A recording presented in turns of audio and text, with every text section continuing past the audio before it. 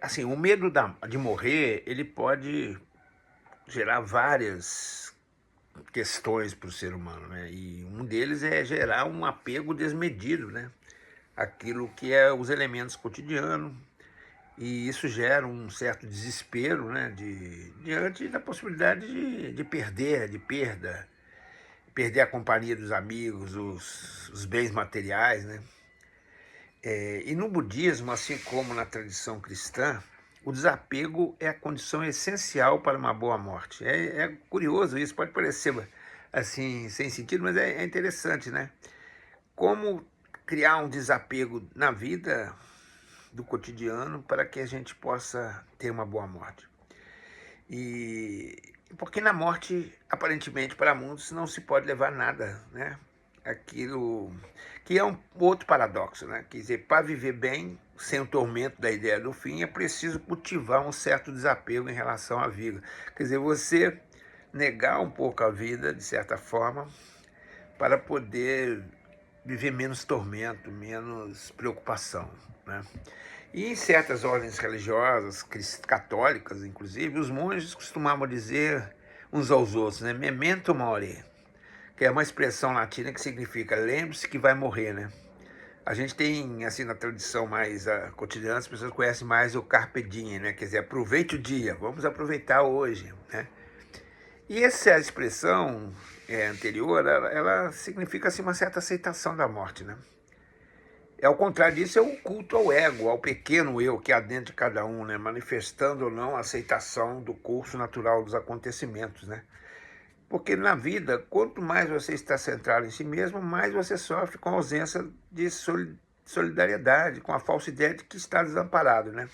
E na morte acontece a mesma coisa. Quanto menos você compartilha a sua dor, mais insuportável ela se torna, né? Desde Sócrates, né, que eu acho que é o Tomás Cicuta, né, lá 5 anos antes de Cristo, né, ele representa, de certa forma, um exercício de aceitação, né? Porque já dizia ele, né? Porque morrer é uma ou outra dessas duas coisas. Ou o morto não tem absolutamente nenhuma existência, nenhuma consciência do que quer que seja, ou como se diz, a morte é precisamente uma mudança de existência e para a alma uma migração deste lugar para outro. Para quem não acredita na continuação da vida, a morte é o nada, é o fim. E para quem acredita na continuação da vida, a morte é a passagem dessa existência para outra. De qualquer modo, a dor não estaria na vida e não na morte, né?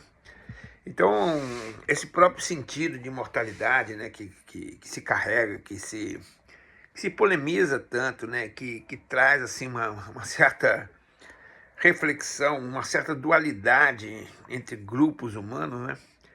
Ela é muito própria, se diferencia de acordo com as diversas maneiras de integração e gestão simbólica da morte pelas diferentes civilizações, né? Para os gregos, por exemplo, ela gera principalmente a glória cantada de geração em geração pelos poetas.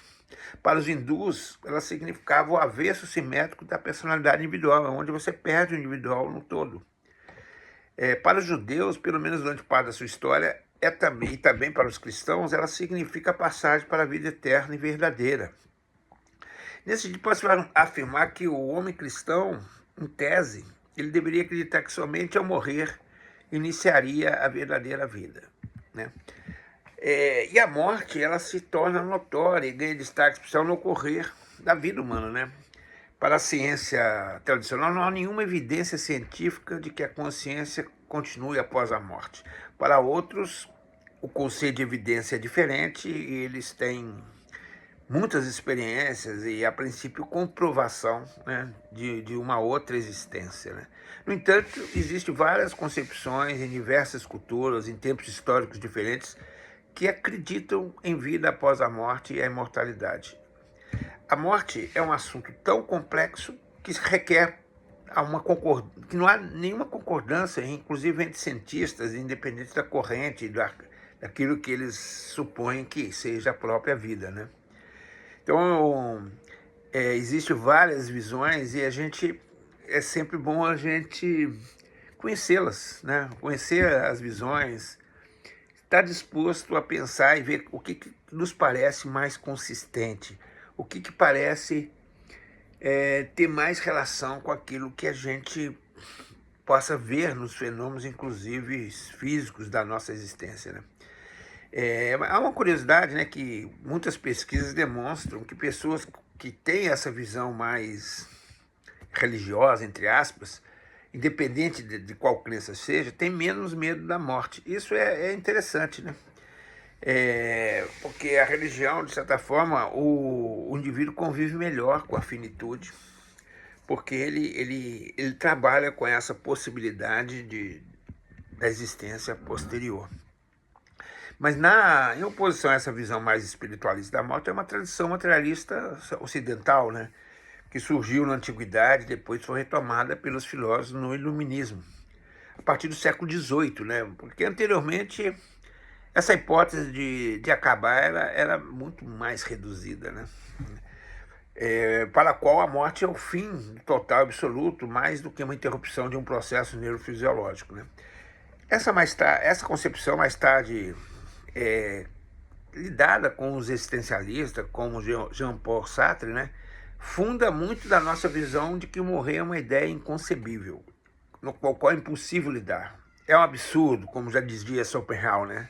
A morte não cabe à ideia cartesiana de vida, para o qual tudo poderia ser medido, compreendido e planejado, né? Mas é curioso que a morte já foi vista de modo bem familiar pelo Ocidente também, e não faz tanto tempo. Até meados do século passado era costume morrer em casa. Não se ocultava das crianças a morte como se faz atualmente.